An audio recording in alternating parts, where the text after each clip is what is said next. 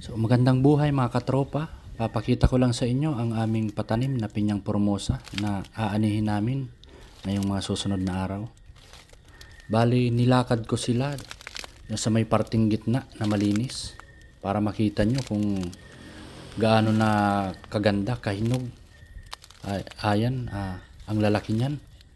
So after naming alagaan ng 1 taon ay binigyan naman kami ng magandang bunga.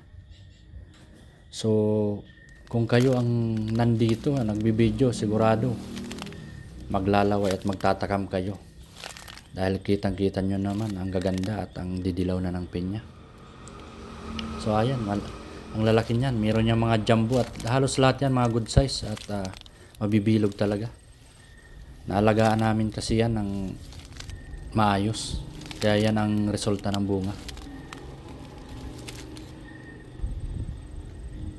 So ayan ang lalaki nila. So matatakam ka talaga.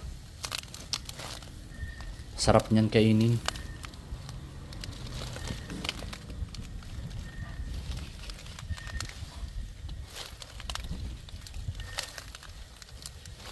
Ayan, halos lahat na sila hinog.